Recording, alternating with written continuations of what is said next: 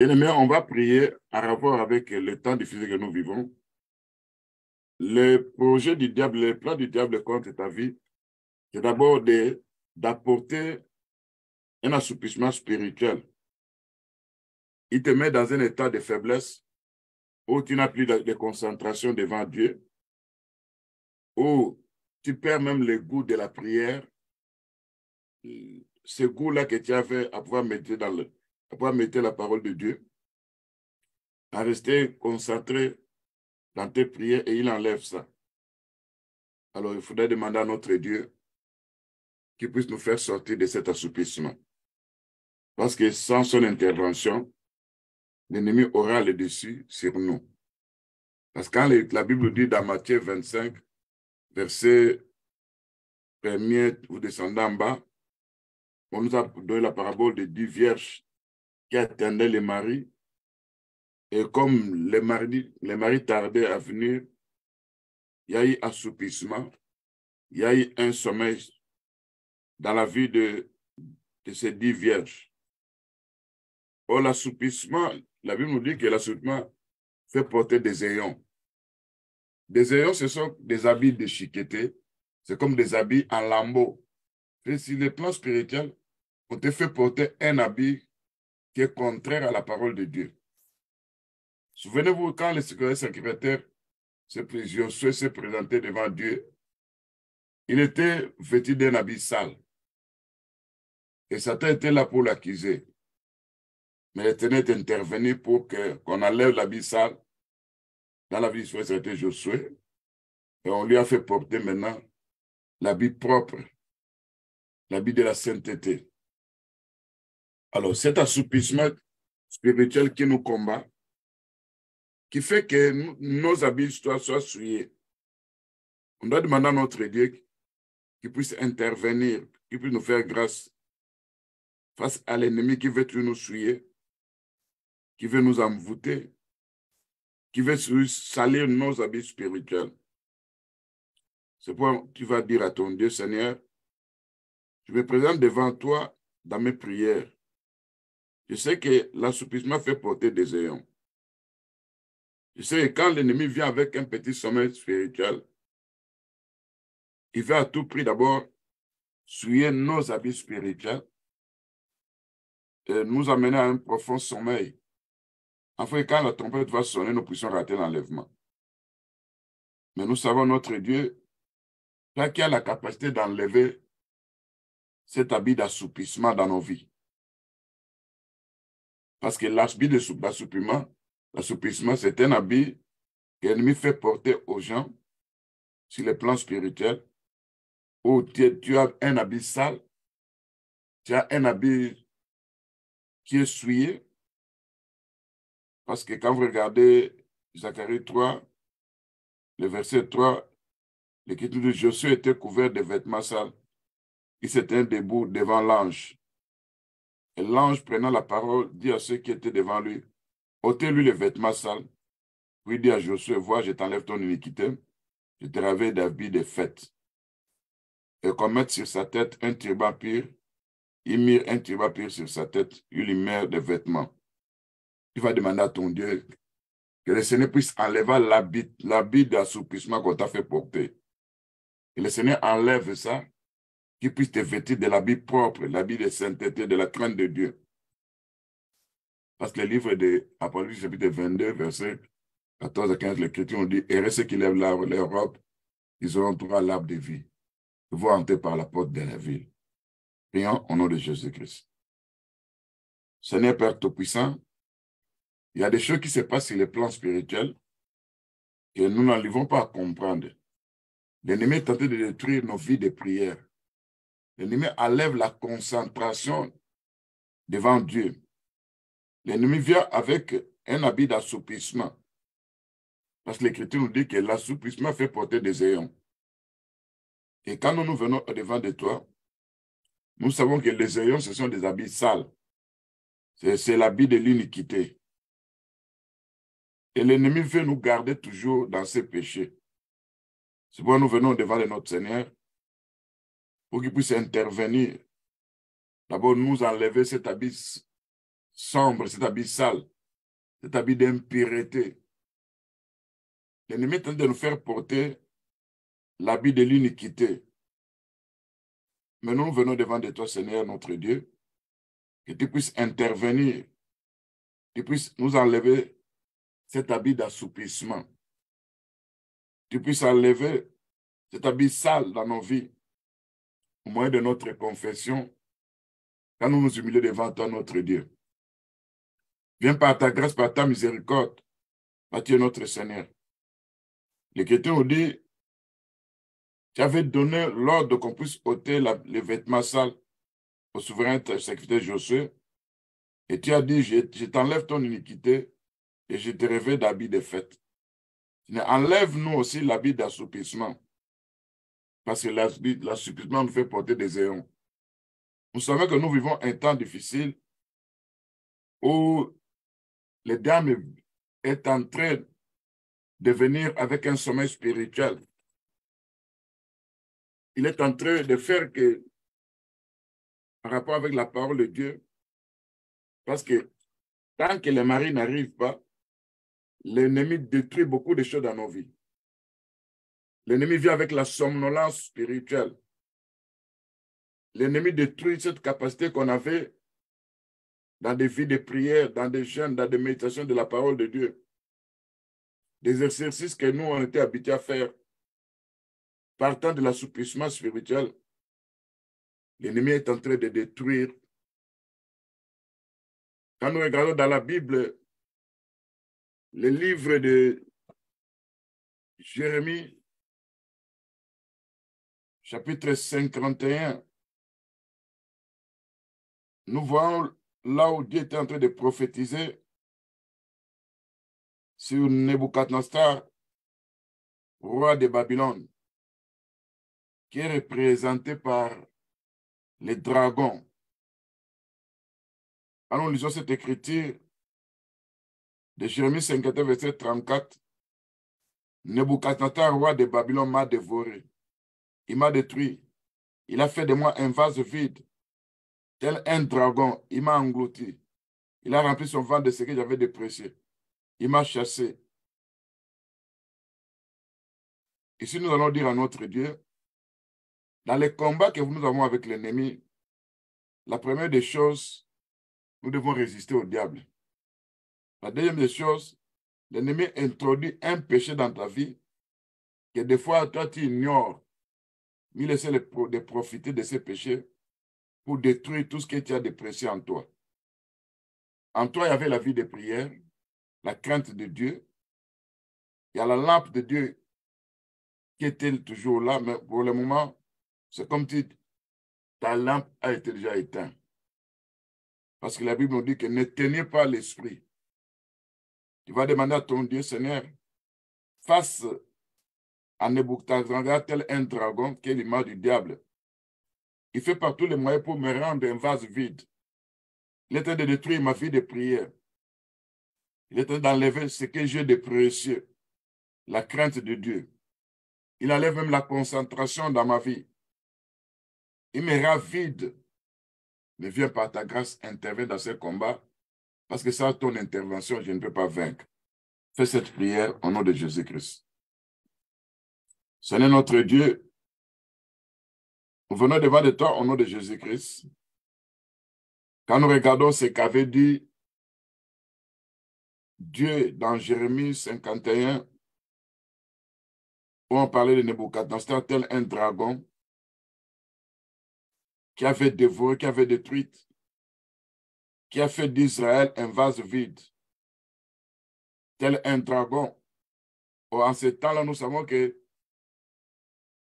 Israël, dans la déportation, Nebuchadnezzar avait pris les chandeliers, les ustensiles d'or qui étaient dans les temples. Donc, il avait enlevé ce qu'Israël avait de précieux. Et aujourd'hui, dans nos vies, ce que nous avons de précieux, c'est la parole de Dieu. L'ennemi anéantit la parole de Dieu se trouvant en nous. L'ennemi est en train de s'organiser pour détruire la vie de la concentration que nous avons. Il fait par tous les moyens pour que nous puissions perdre la concentration spirituelle. L'ennemi est en train de détruire nos vies de prière. Ce ne vient par ta grâce pour que tu puisses intervenir. Ne laisse pas ces dragons détruire beaucoup de choses dans nos vies. Que nous ne restions pas des vases vides. Intervient notre Dieu. Là où l'ennemi s'est infiltré, là où l'ennemi a placé de mauvaises choses dedans de nous, toi, celle qui peut intervenir pour nous libérer face à cet ennemi qui nous détruit, qui nous attaque. Parce que quand la Bible dit dans Jérémie 51, verset 34, que le roi de Babylone, Nebuchadnezzar, tel un dragon. Oh, le dragon, c'est l'image du diable. Il a dit, il m'a détruit. Il a fait de moi un vase vide. Ce vase vide, c'est là où détruit nos vies de prière. Ça a détruit la concentration qu'on avait. C'est là où il détruit la crainte de Dieu qu'on avait. C'est là où il met même le dégoût à pouvoir méditer la parole de Dieu. C'est là où quand nous nous présentons dans nos prières, des fois nous dormons. C'est qu'il a enlevé ce qu'on avait de précieux. C'est là où il éteint nos lampes. Viens par ta grâce, Seigneur Jésus-Christ. Face au dragon fer rouge. Nous n'avons pas de force. Notre force, c'est toi, au nom de Jésus-Christ. Seigneur, viens, Père Tout-Puissant. Tout ce qu'il y avait de précieux en nous qu'on a volé, il va nous retourner ça au nom de Jésus-Christ. L'ennemi, en nous suivant sur les plans spirituels, il veut à tout prix que devant notre Dieu, que nos prières ne soient pas exaucées. Quand nous regardons ce qui s'est passé dans la Bible, où l'Écriture nous parle dans Psaume 109, l'accusateur, le diable, qui ne veut pas que nos prières soient exaucées. Il se présente avec des discours haineux. Ils nous font la guerre sans cesse. Quand nous recourons à nos prières, il fait par tous les moyens que notre prière ne soit pas exaucée par notre Dieu. C'est pourquoi le livre de Psaume 109, verset 6 dit, « Place-le sous l'autorité des méchants, qu'un accusateur se tienne à sa droite, et quand on le jugera, qu'il soit déclaré coupable, et que sa prière passe pour un péché. » Voilà le plan de l'ennemi. Il veut que nos prières ne soient pas exaucées. Il veut que nos prières puissent passer comme un péché devant notre Dieu. Des fois, il brandit devant notre Seigneur l'iniquité, la transgression. Et l'ennemi fait toujours un plan afin que nous soyons disgraciés devant notre Dieu.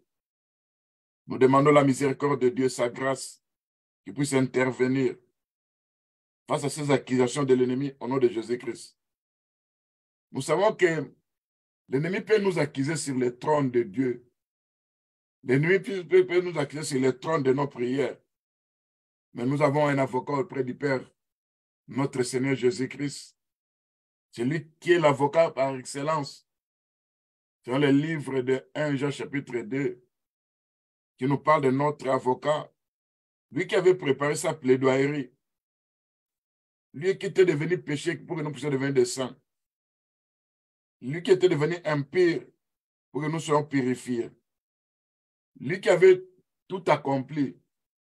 Il avait intercédé pour les coupables. Et il continue toujours à intercéder pour nous. C'est pourquoi quand nous venons devant notre Dieu, malgré les accusations de l'ennemi, l'avocat par excellence, notre Seigneur, qui intervient pour rendre nul et sans effet les accusations de l'ennemi. Parce que l'Écriture nous dit dans la Bible, dans le livre d'Ésaïe 54,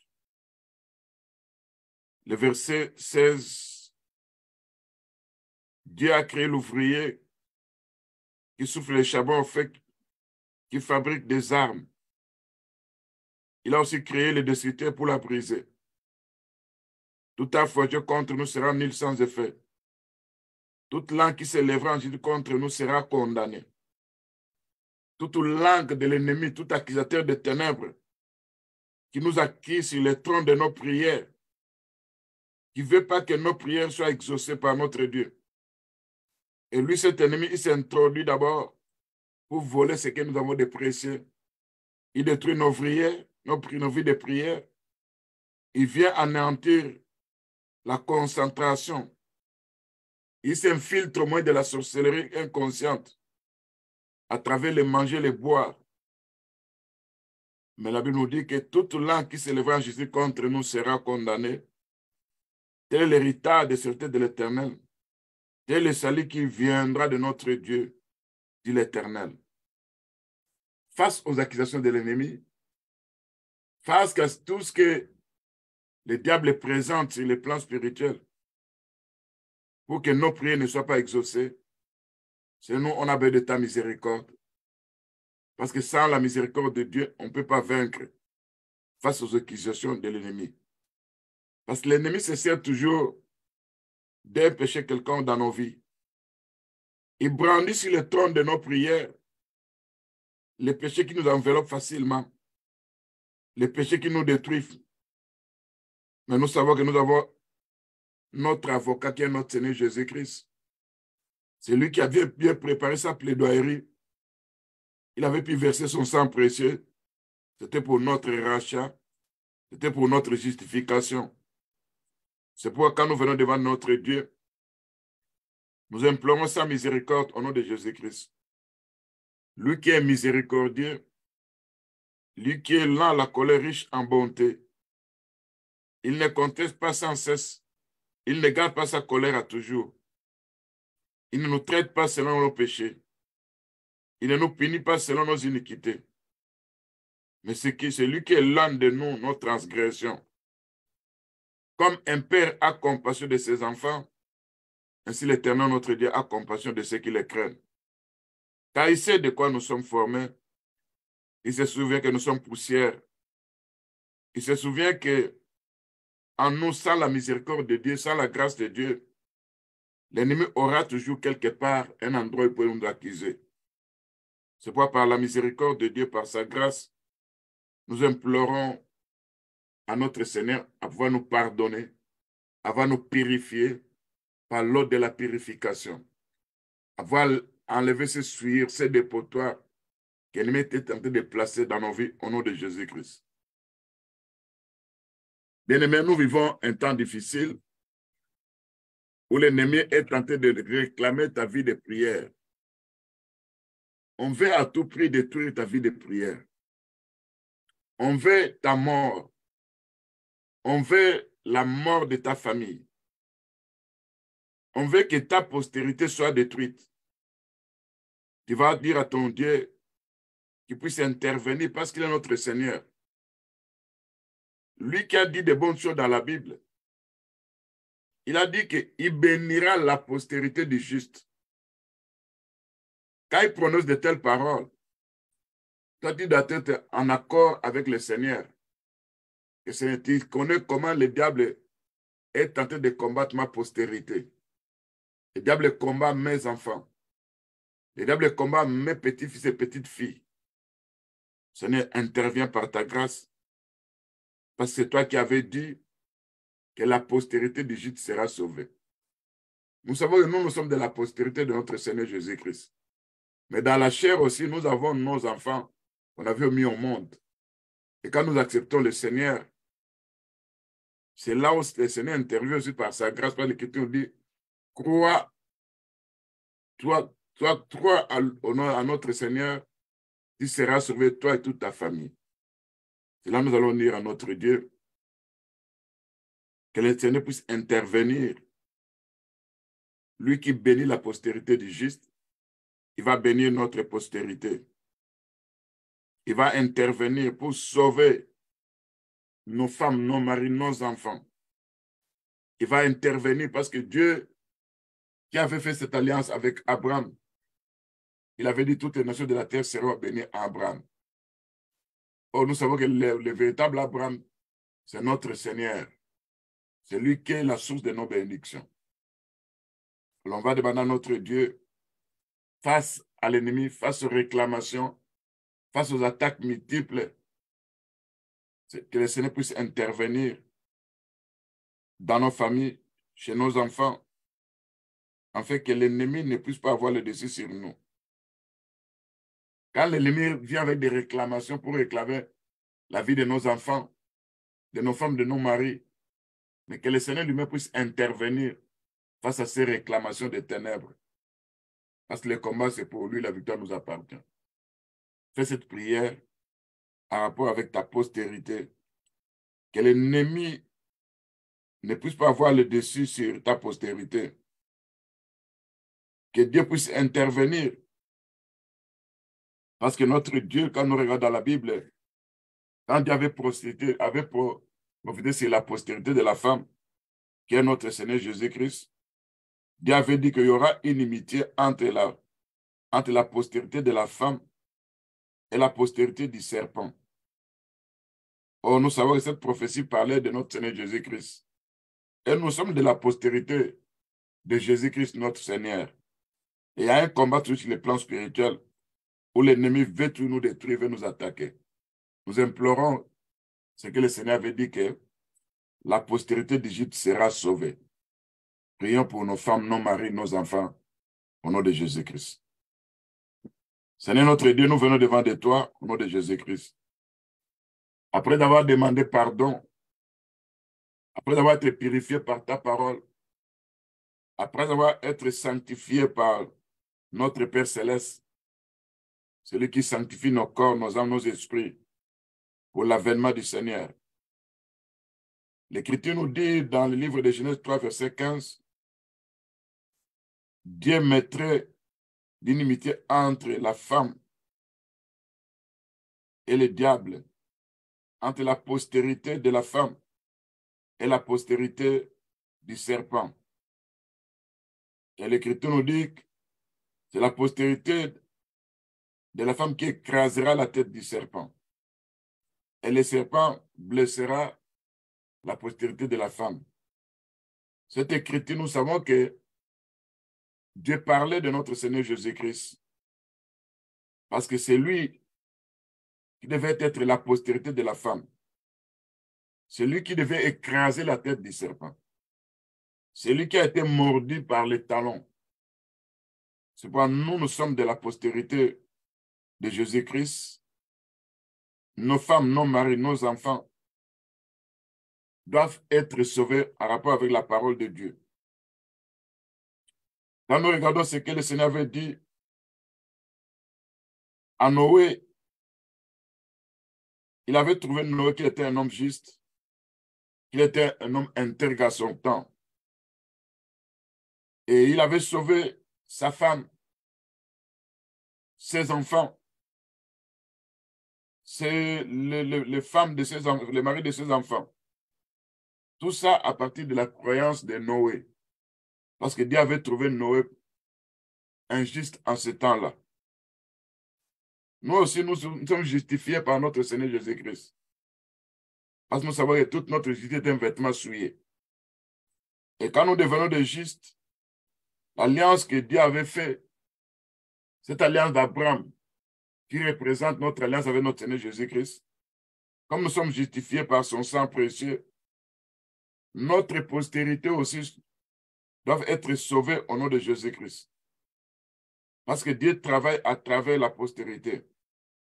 Et quand l'homme ou la femme croit à notre Seigneur Jésus-Christ, Dieu sauve la femme ou l'homme.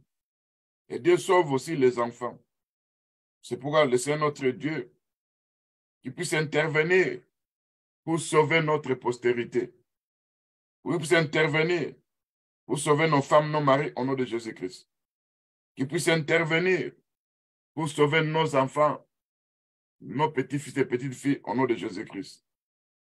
Parce que le Dieu d'alliance, toi qui avais fait ton alliance avec Abraham, et nous suivons, aujourd'hui nous sommes dans l'alliance de notre Seigneur Jésus-Christ, au moins du sang de Jésus-Christ, l'alliance nouvelle qu'il avait faite, c'est la croix à Golgotha. Et quand notre Seigneur Jésus-Christ a versé son sang, nous appelons ça le sang de la nouvelle alliance, qui parle mieux que le sang d'Abel. C'est pourquoi nous sommes rachetés, nous sommes justifiés, nous avons la victoire sur l'ennemi, au moins du sang de Jésus-Christ. Et quand nous entrons dans le sanctuaire de notre Dieu, sur l'Écriture qui nous dit, aujourd'hui nous avons accès auprès de notre Seigneur Jésus-Christ. C'est à travers ce qui s'est passé sur la croix à Golgotha. Et quand le Seigneur nous regarde à travers l'œuvre de la croix, c'est là où nous sommes justifiés. C'est là où nous sommes sanctifiés. C'est là où nous sommes maintenant devenus ceux de la postérité de Jésus-Christ. Parce que nous croyons à cette œuvre de la croix. Nous acceptons cette œuvre de la croix. Nous sommes d'accord avec la parole de Dieu. Et lui, notre Seigneur, qui intercède toujours pour les coupables, nous bénéficions de cette intercession. Parce que quand nous regardons dans la Bible, le livre d'Ésaïe, chapitre 53, l'Écriture nous parle de ce que notre Seigneur avait subi. Il s'est présenté devant lui comme une faible plante, comme un rejeté qui sortait d'une terre desséchée. Il n'avait ni beauté ni éclat pour attirer le regard des gens, pour que les gens puissent savoir que ça, c'était le Seigneur. Méprisé, abandonné des hommes de douleur, habité à la souffrance.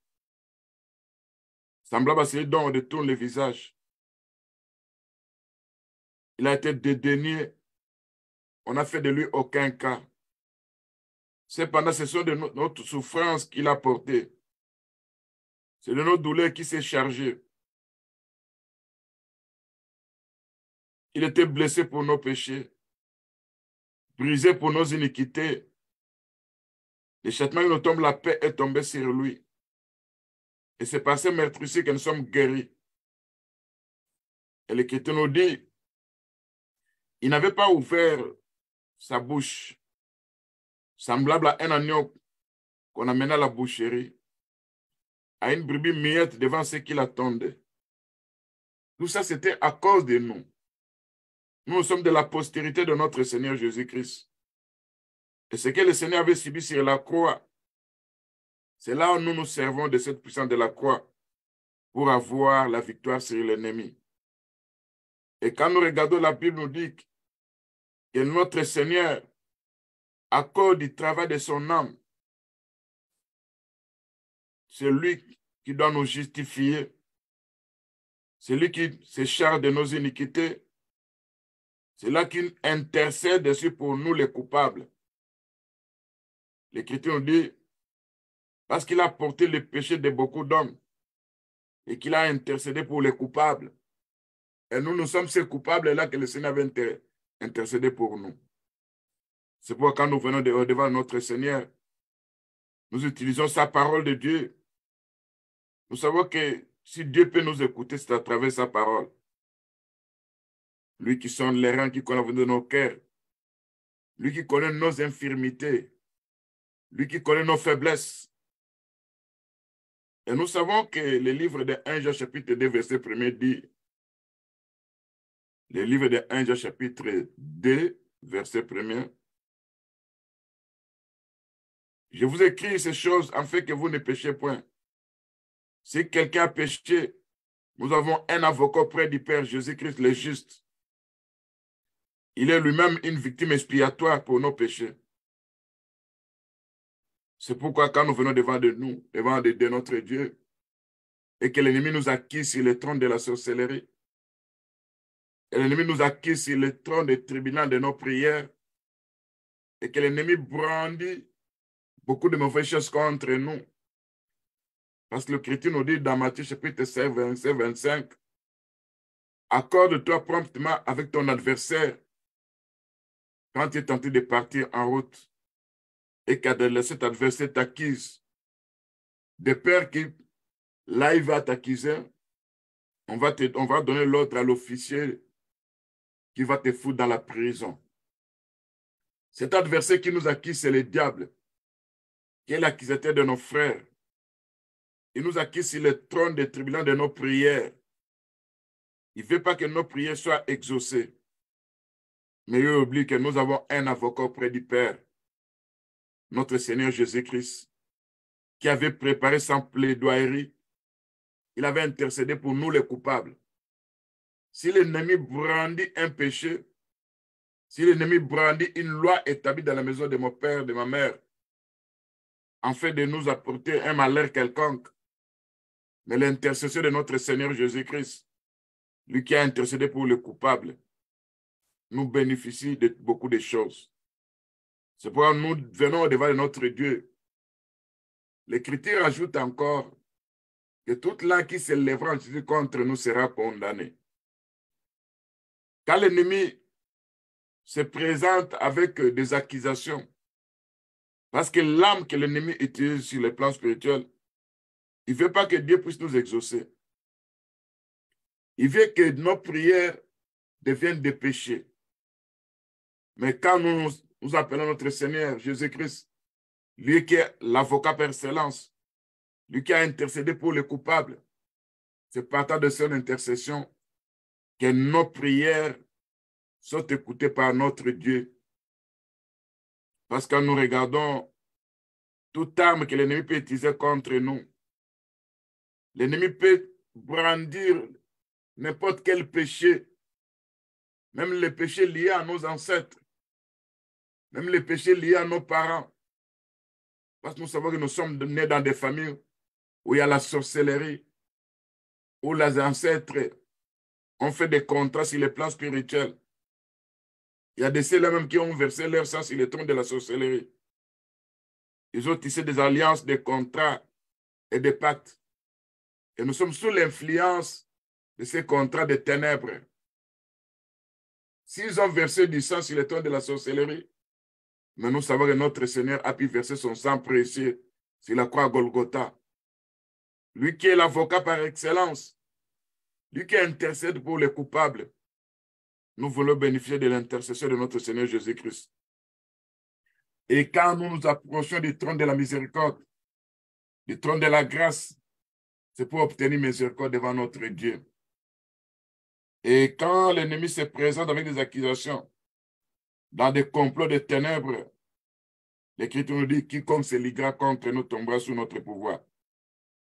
Quand l'ennemi se présente avec des langues mensongères, c'est le tribunal de la sorcellerie, c'est le tribunal des agences de ténèbres, ou quand ils se rencontrent dans le monde des ténèbres, ils brandissent nos erreurs, ils brandissent là où on n'a pas fait quelque chose pour eux. Mais l'Écriture nous dit, dans le livre d'Ésaïe 54, verset 17, toute langue qui s'élèvera contre toi, tu la condamneras. Tel l'héritage des serviteurs de l'Éternel. Tel le salut qui leur viendra de moi, dit l'Éternel. Malgré que l'ennemi se présente de temps à autre, il fait à tout prix que nos prières ne soient pas exaucées. C'est lui qui s'infiltre dedans de nous. Il vient avec des possessions, des envoûtements. Il devient aussi l'accusateur. Nous savons qu'il pénètre toujours à travers les manger, les boire. Et quand il infiltre de cette façon-là, et il nous accuse aussi sur le trône de nos prières, pour que nos prières ne soient pas exaucées. Mais nous savons que notre Dieu, selon sa parole, dans le livre de Romains, chapitre 8, le verset 33, l'Écriture dit, qui accusera les élus de Dieu? Qui nous accusera en tant que les élus de Dieu? C'est le Seigneur notre Dieu qui nous justifie à travers son sang précieux. Parce que nous savons que toute notre justice est un vêtement souillé. Et quand nous nous servons de la justice de notre Dieu, là, les accusations sont nulles et sans effet au nom de Jésus-Christ. Là, les réclamations dans le monde des ténèbres sont nulles et sans effet au nom de Jésus-Christ. Là, n'importe quel hôtel de ténèbres faisant des bruits pour nous combattre, et l'œuvre de la croix va neutraliser ces bruits-là au nom de Jésus-Christ. Et quand l'Écriture dit, qui accusera les élus de Dieu? Parce que c'est notre Dieu qui nous justifie. Et qui nous condamnera? Son livre de Romains, chapitre 8, 33 et 34. Christ est mort pour nous. Il est ressuscité, il est à droite de Dieu. Il intercède pour nous. C'est pourquoi toute accusation des mondes des ténèbres que l'ennemi peut faire brandir sur le trône de la sorcellerie, que l'ennemi peut brandir dans n'importe quel hôtel de ténèbres, que l'ennemi peut brandir sur n'importe quel hôtel de réclamation, que l'ennemi peut brandir sur n'importe quel hôtel de revendication. C'est notre Dieu. C'est cette écriture qui va intervenir. L'écriture qui dit, qui accusera les élus de Dieu, parce que c'est Dieu qui nous justifie et qui nous condamnera. Et Christ notre Seigneur intercède pour nous au nom de Jésus-Christ. Ce n'est quand nous regardons ce qui est écrit dans le livre d'Hébreux chapitre 4. Nous savons que nous avons un souverain sacrificateur, notre Seigneur Jésus-Christ. Lui qui a traversé le ciel. Et nous demeurons fermes dans la foi que nous professons. Et la Bible nous dit dans Hébreux chapitre 4, verset 15, car nous n'avons pas un souverain sacrificateur qui ne puisse compatir à nos faiblesses. Au contraire, il a été tenté comme nous en toutes choses, mais sans commettre de péché. Et quand nous nous approchons avec assurance du trône de la grâce, afin d'obtenir miséricorde, de trouver grâce devant notre Dieu, pour être secourus dans nos besoins. Seigneur notre Dieu, nous nous approchons du trône de la grâce pour obtenir miséricorde, pour trouver grâce devant toi, notre Dieu, pour que moi, ma famille, ma femme, mes enfants, mes petits-fils et petites-filles, qui puissent trouver grâce devant notre Dieu, que nous soyons secourus dans nos besoins. Malgré les plans d'ennemis à pouvoir nous souiller, nous posséder, nous envoûter, malgré les plans d'ennemis à pouvoir s'infiltrer au-dedans de nous, parce que quand nous regardons ce qui se passe dans la vie de Judas, l'Écriture dit aussitôt qu'il avait mangé ses repas, le diable s'est introduit dans la vie de Judas. C'était un repas qui a permis que le diable puisse pénétrer dans la vie de Judas. Le Seigneur avait dit que celui à qui je donnerai un pain trempé, c'est celui-là qui va me vendre. Et aussitôt que Judas avait pris le pain trempé, Satan entra dans la vie de Judas. Et nous savons que c'est la même façon que l'ennemi. Il sait qu'il n'a pas la faculté de pénétrer au-dedans de nous. Il utilise des repas oniriques à travers nos songes. Il utilise ce que nous mangeons, nous buvons de temps à autre. Des fois aussi, nous mangeons, nous buvons sans pour autant prier.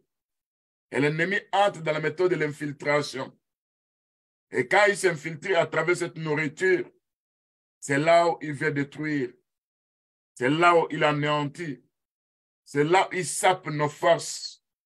C'est là où il fait que nous sommes faibles devant lui. Et il détruit notre résistance. Mais nous avons notre Seigneur.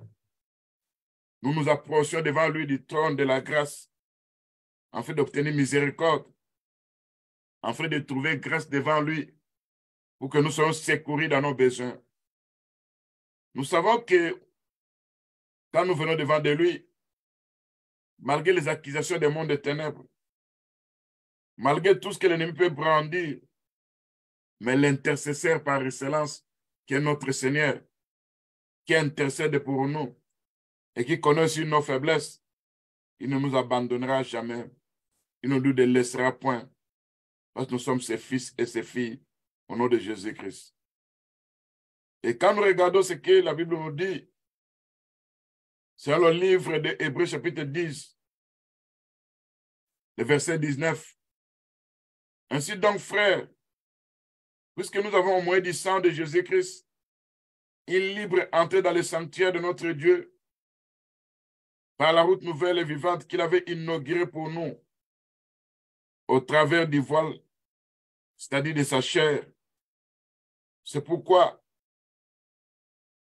nous avons un souverain sacrificateur établi sur la maison de Dieu. Nous nous approchons avec un cœur sincère dans la plénitude de la foi, le cœur purifié d'une mauvaise conscience et le corps lavé d'une eau au pire. Et nous retenons fermement la profession de notre espérance, car celui qui a fait la promesse est fidèle. Et nous savons qu'il est le rémunérateur de tous ceux qui le cherchent. Et quand nous cherchons notre Dieu, il va intervenir. Malgré l'ennemi est en train de faire par tous les moyens, il veut nous disqualifier devant notre Dieu. Il s'est infiltré à travers des repas oniriques. Il s'est infiltré à travers des envoûtements, à travers tout ce que nous mangeons, nous buvons. Tout ça, c'est pour nous disqualifier devant notre Dieu.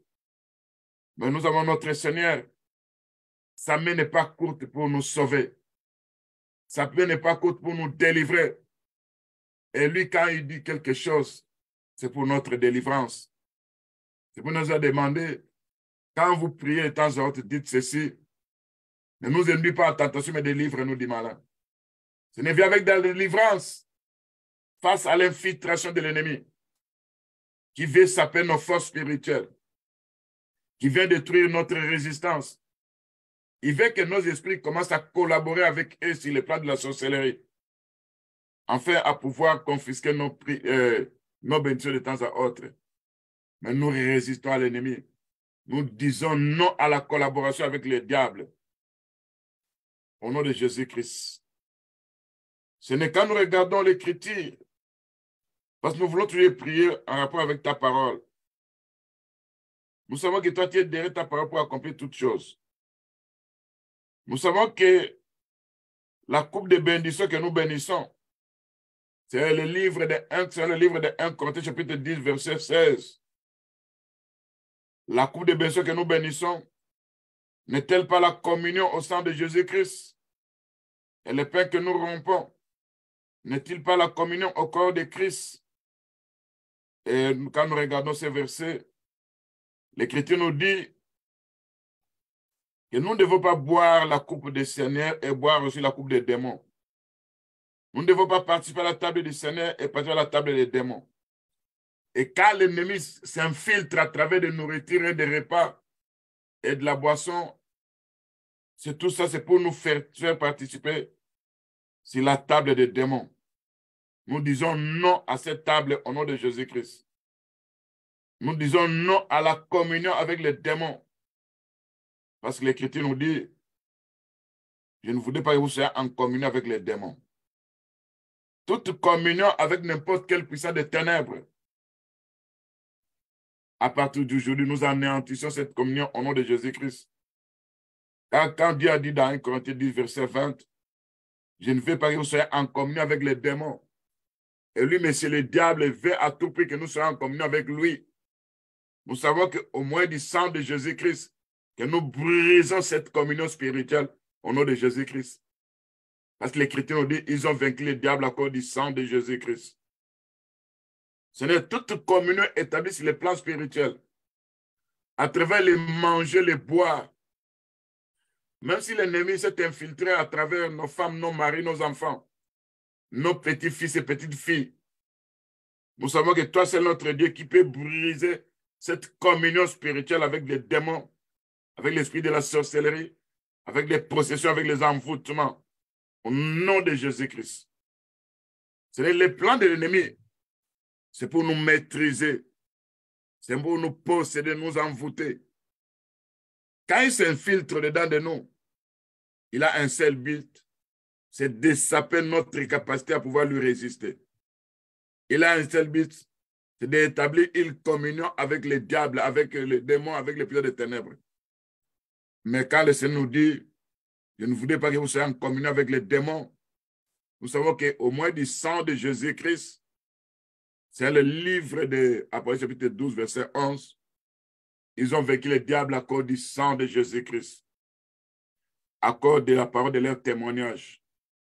C'est nous avons la victoire à travers cette œuvre de la croix au nom de Jésus-Christ. C'est dans ces combats de réclamation. Nous vivons des réclamations de toutes sortes. Des réclamations de la mort. Des réclamations des puissants des ténèbres. Viens par ta grâce, par ta puissance, car on a besoin de toi, Père Tout-Puissant. Sans toi, on n'aura pas à vaincre. Quand l'ennemi se présente, il veut saper, détruire nos vies spirituelles. Il veut détruire ce que Dieu a placé en nous. Il ne veut pas que notre destin puisse se concrétiser. Seigneur, viens par ta puissance, par ta force, pour stopper les œuvres du diable au-dedans de nous. Pour détruire les œuvres de la sorcellerie au-dedans de nous. pour neutraliser l'infiltration démoniaque dans la vie de nos femmes, de nos maris, de nos enfants. Au nom de Jésus-Christ. Si nous appelons les plans de Dieu dans nos vies, ça puisse se concrétiser au nom de Jésus-Christ. Seigneur notre Dieu, des fois nous subissons des tourments, nous subissons des afflictions, nous subissons des choses bizarres. Mais l'Écriture nous dit, il est de la justice de Dieu de rendre l'affliction à ceux qui nous affligent. Au nom de Jésus-Christ, notre Seigneur. Seigneur notre Dieu, quand l'ennemi vient à tout pour nous détruire, nous savons que tu n'as donné le pouvoir de marcher sur les scorpions, sur les serpents. Aucune puissance de l'ennemi ne pourra nous nuire. L'ennemi s'est infiltré à travers les manger, les boire. Il vient pour dévorer, il vient pour égorger, il vient pour détruire. Tel un dragon, il enlève ce qu'on a de précieux dans nos vies. Il détruit la communion spirituelle avec notre Dieu. Mais nous avons un avocat qui est notre Seigneur. Celui qui intercède pour nous. Celui qui intervient là où nous sommes faibles. Et l'Écriture dit que sa puissance se manifeste dans la faiblesse. C'est notre Dieu. C'est pourquoi nous reconnaissons nos droits. Nous revendiquons nos droits en tant qu'enfants de Dieu. Parce que nous savons que nos corps, nous sommes les temples du Saint-Esprit. L'ennemi n'a pas le droit de rester permanent dans nos vies. Malgré l'infiltration, malgré qu'il s'est introduit, qu'il sache que nos temples, nos corps sont les temples du Saint-Esprit. Ce ne sont pas des cavernes de démons. Ce ne sont pas des lieux de refuge des puissants des ténèbres. Quel que soit son plan, pouvoir saper, détruire la force de Dieu au-dedans de nous. Le Seigneur notre Dieu avait dit, si nous buvons quelques breuvages mortels, ça ne nous fera absolument rien. Et tout est sanctifié par sa parole et la prière. Saint-Esprit habite au-dedans de nous. Prend possession de nos corps, de nos âmes. Que le locataire des ténèbres qui fait s'infiltrer et rester quelque part attaché à nos vies pour saper la force de Dieu au-dedans de nous, pour nous détruire, qu'il soit chassé, menacé dans le nom puissant de Jésus-Christ. Nous savons que le sacrifice de notre Seigneur Jésus-Christ sur la croix, c'est ce sacrifice qui nous a affranchis. Et nous sommes les affranchis de Dieu. Parce que le livre de Romains, chapitre 8, verset 2 dit, la loi d'esprit de vie en Jésus-Christ m'a affranchi de la loi du péché de la mort au nom de Jésus-Christ. Devant toute puissance des ténèbres qui sait nous contrôler, qui est déterminé à nous punir, nous savons que l'œuvre que le Seigneur fait sur la croix, c'est là où il a porté nos souffrances. C'est là où il s'est chargé de nos douleurs. C'est là où le châtiment qui nous donne la paix est tombé sur lui. C'est là où par ses réfléchis que nous sommes guéris. Et nous réclamons la puissance de l'œuvre de la croix dans nos vies. Nous réclamons nos droits. Parce que l'Écriture nous dit, tant que l'héritier, tant que celui qui lègue l'héritage vit encore, les héritiers n'ont pas droit. Mais c'est à la mort de celui qui donne l'héritage, c'est là qu'on va constater et que les bénéficiaires vont prendre sous tout ça. Or, nous savons que Dieu nous a donné son testament. Dans le testament, à travers l'œuvre de la croix, c'est là où lui-même était mort à cause de nous, pour que nous ayons la vie au nom de Jésus-Christ. C'est là où il était devenu péché à cause de nous, pour qu'on nous appelle les saints de Dieu au nom de Jésus-Christ. C'est là où le meurtrisseur de Jésus-Christ vient avec la guérison au nom de Jésus-Christ. C'est pourquoi le testament qu'il nous a laissé, c'est l'œuvre de la croix qui est la puissance. Et l'apôtre Paul pouvait dire, quand il est prêché aux Corinthiens, il n'a prêché que Christ crucifié, scandale pour les Juifs, folie pour les païens, mais puissance de Dieu envers nous qui croyons. Parce que la puissance de Dieu, c'est l'œuvre de la croix. C'est là où l'ennemi a été dépouillé. Quelle que soit n'importe quelle force qui vient qui nous attaque dans nos songes, qui veut détruire beaucoup de choses. Quand le diable, qui est comme un dragon, on l'appelle le dragon feu rouge, il est comme Nebuchadnezzar. Quand il veut détruire, quand il veut égorger, quand il veut enlever ce qu'on a de précieux au-dedans de nous, vous savez que notre Seigneur ne va pas laisser à cette puissance de ténèbres pouvoir nous anéantir. Parce que quand nous implorons sa délivrance, comme il nous a dit qu'à chaque fois que vous priez, demandez toujours, ne nous induis pas attention, mais délivre-nous du malin.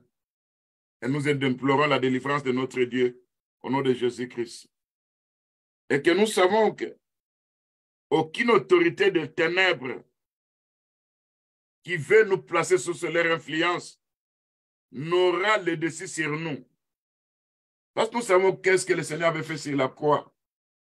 Nous savons que même en Égypte, pour délivrer les enfants d'Israël, Dieu s'est occupé d'abord des dieux des Égyptiens, selon le livre de Nombres, chapitre 33, verset 4, qui dit qu'après avoir sauvé les enfants d'Israël, leur fait sortir du pays de l'Égypte, Dieu avait exercé son jugement sur les dieux égyptiens. Or, les dieux égyptiens, c'était des grenouilles, c'était des serpents, c'était la magie, c'était toutes ces choses-là. Lève-toi, c'est notre Dieu, pour exercer ton jugement sur les puissants des ténèbres qui nous attaquent, qui nous détruisent. Tu connais différentes sortes des esprits qu'on envoie. Des fois, on nous envoie l'esprit des morts pour nous réclamer. Des fois, on envoie l'esprit des morts pour réclamer nos femmes, nos maris, nos enfants. C'est toi qui avais vaincu la mort. Vous savez qu'à travers le sang de Jésus-Christ, nous avons la victoire sur cet esprit des morts au nom de Jésus-Christ. Parce qu'en Égypte, chaque maison où il y avait un signe du sang, l'ombre de la mort ne fait pas pénétrer. Au nom de Jésus-Christ, notre Sauveur. Ce ne vient par ta grâce. Parce que nous refusons d'être sous l'influence de l'ennemi. Au nom de Jésus-Christ. Les puissants des ténèbres qui nous attaquent, je sais que pour nous délivrer, toi tu t'en prends d'abord aux puissants des ténèbres. Parce que devant tous nos problèmes, il y a des esprits qui sont derrière ça. Devant toutes nos maladies, il y a des esprits qui sont derrière ça. Devant toutes nos difficultés, il y a des esprits qui sont derrière ça. Devant notre servitude, il y a des esprits qui sont derrière ça. C'est pourquoi quand ils allaient délivrer Israël en Égypte, ils n'avaient pas commencé d'abord à faire sortir Israël, mais ils étaient occupés d'abord de Dieu des Égyptiens. C'est là où ils commençaient à frapper, parce que le Dieu des Égyptiens était le soleil, et tu avais frappé le soleil pendant 3 jours de ténèbres. Les Égyptiens se confiaient au fleuve. L'Écriture dit que si l'ennemi venait comme un fleuve, l'Esprit de l'Éternel les pourchassa au nom de Jésus-Christ. Et tu avais frappé aussi le fleuve en Égypte au nom de Jésus-Christ. Nous savons que l'ennemi intervient à travers différentes sortes de grenouilles. Oh, quand nous lisons la Bible, selon ce qui est écrit dans le livre d'Apocalypse, le chapitre 16, l'Écriture nous dit, on avait vu dans la bouche du faux prophète, dans la bouche de la bête, dans la bouche du dragon, 3 esprits semblables. Je lis ce verset, Apocalypse 16, verset 13. J'ai vu sortir de la bouche du dragon, de la bouche de la bête, la bouche du faux prophète, 3 esprits impurs semblables à des grenouilles, car ce sont des esprits de démons qui font des prodiges, qui vont vers les rois de la terre, afin de les rassembler pour le combat du grand jour du Dieu Tout-Puissant. Nous savons qu'aujourd'hui aussi, nous avons des combats avec ces grenouilles. Quand nous regardons ces grenouilles, nous savons que ces grenouilles, ce sont des démons, ce sont des puissants des ténèbres qui vont rassembler différentes sortes d'équipes de sorciers, des occultistes de satanistes, afin de nous combattre. Nous savons que cette écriture est prophétique.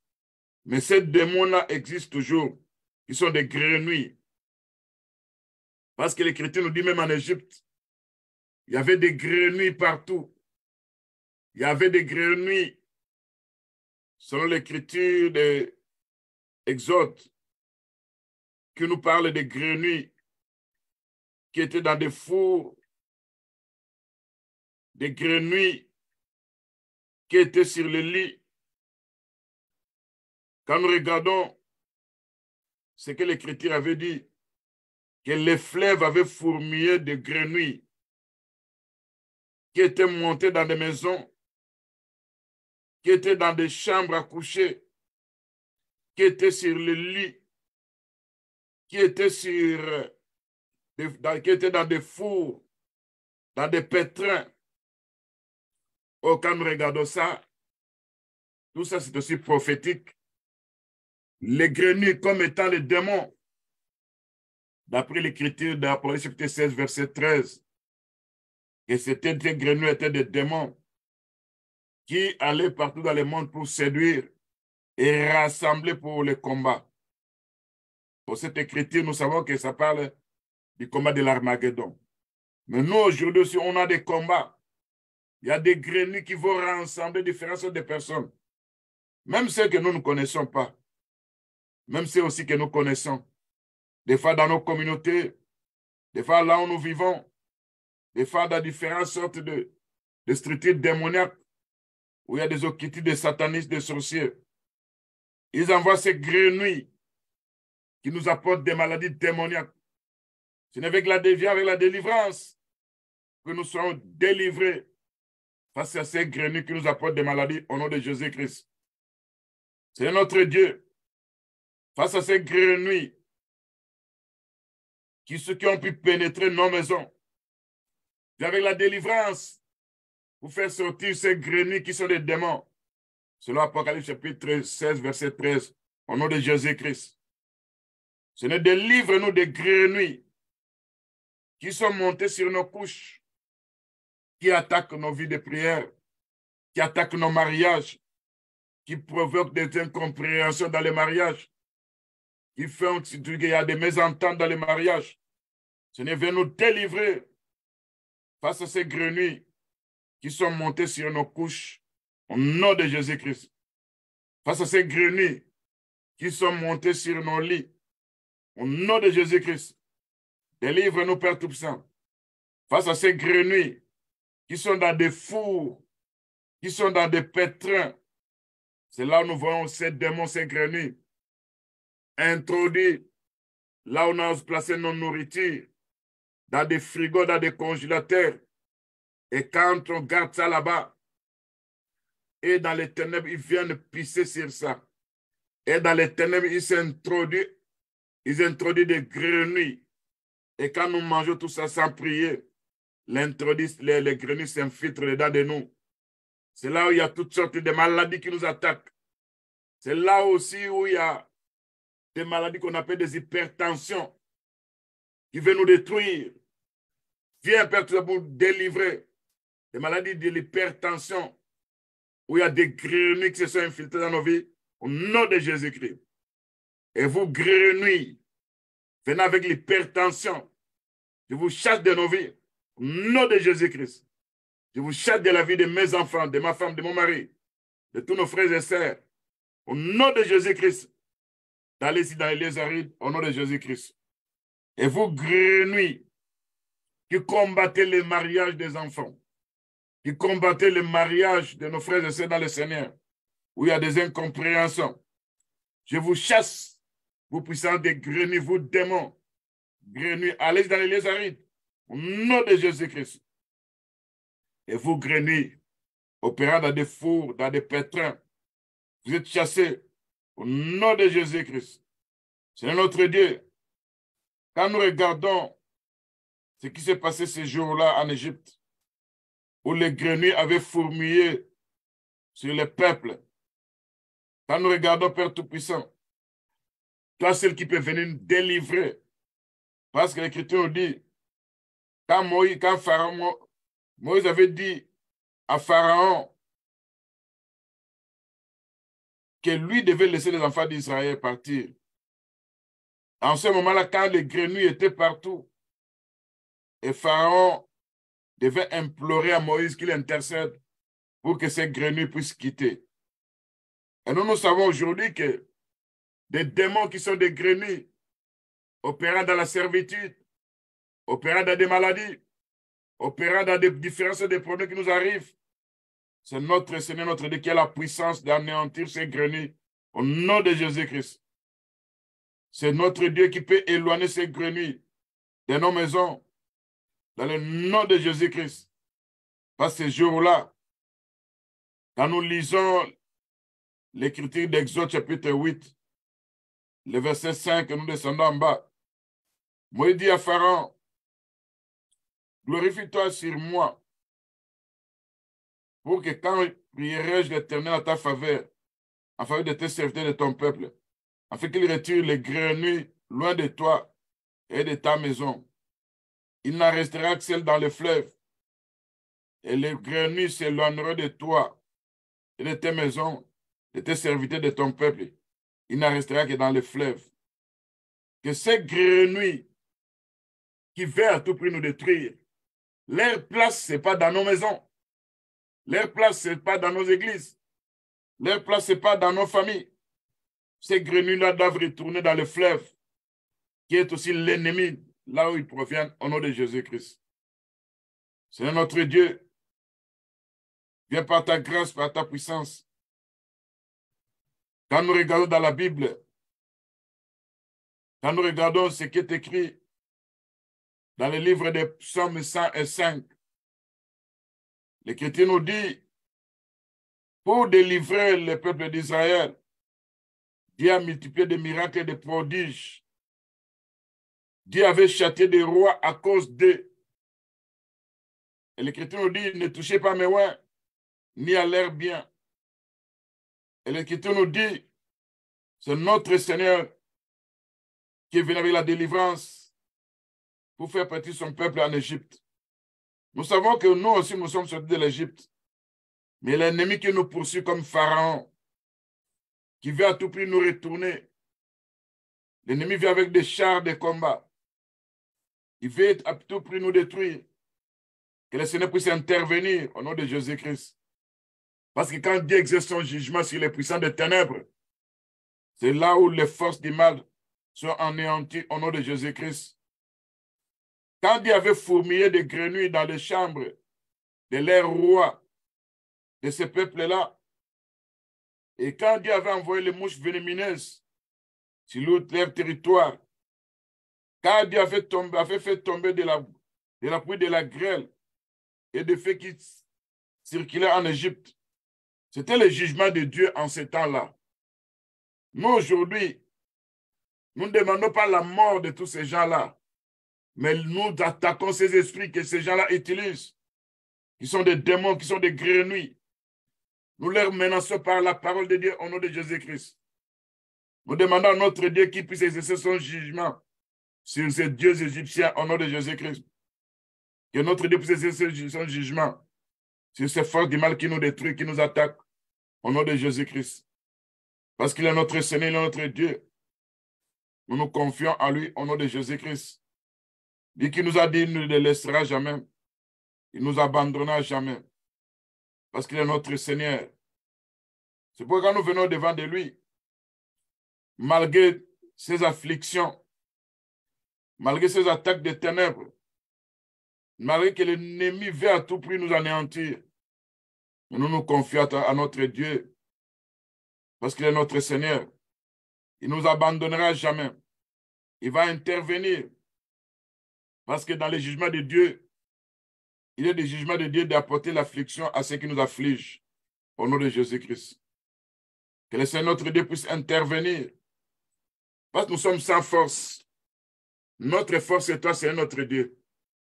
Le temps que nous vivons, c'est le temps de réclamation. C'est le temps où l'ennemi veut à tout prix nous anéantir.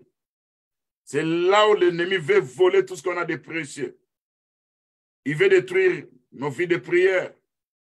Il diminue nos vies de prière. Il enlève la crainte de Dieu au-dedans de nous. L'ennemi vient nous visiter de temps à autre dans nos songes. C'est là où se trouvent les combats dans nos vies. Mais viens par ta grâce, par ta miséricorde. Interviens par ta puissance. Interviens par ta force pour que nous puissions voir la main de Dieu agir au nom de Jésus-Christ. Seigneur, lève-toi dans nos vies dans ces combats. Parce que nous n'avons pas à lutter contre la chair et le sang.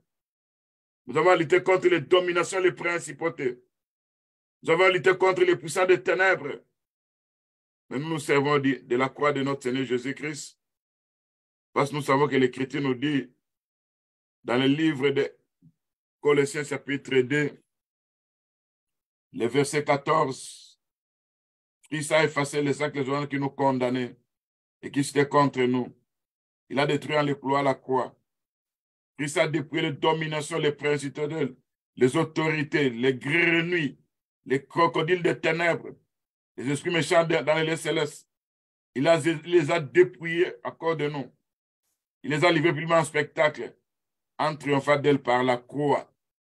Nous nous servons aussi de la croix de notre Seigneur Jésus-Christ.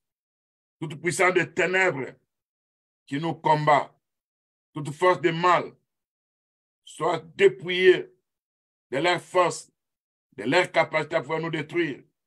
Et toi, ombre de la mort, tu es dépouillé de ta capacité à pouvoir nous détruire. Toi, esprit de dépérissement, tu es dépouillé de ta capacité à pouvoir intervenir, à pouvoir faire pénétrer les dépérissements dans nos corps. Au nom de Jésus-Christ. Toi, esprit de dépérissement, qui vient avec des maladies démoniaques, qui vient à tout prix nous anéantir, nous te résistons au nom de Jésus-Christ. Nous nous servons des lèvres de la croix. C'est là où vous serez dépouillés. C'est là où vous serez mis en spectacle. C'est là où j'aurai la victoire sur vous. Au moyen du sang de Jésus-Christ. Au nom de Jésus-Christ. Bien-aimé, tu pries parce que je vous ai dit que l'ennemi veut anéantir ta force spirituelle. L'ennemi veut que toi, tu abandonnes ce combat.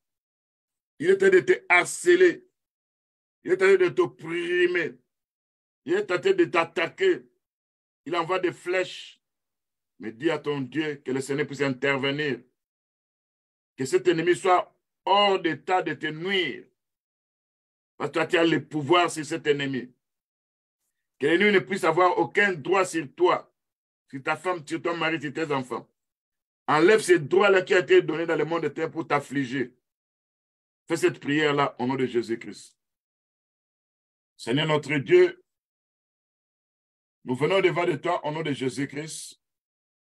Toi qui habites au-dedans de nous, nous sommes le temple du Saint-Esprit, qui habite dans la vie de nos femmes, de nos maris, de nos enfants, de nos petites filles et de nos petites filles, parce que nous sommes tes temples, Père Tout-Puissant.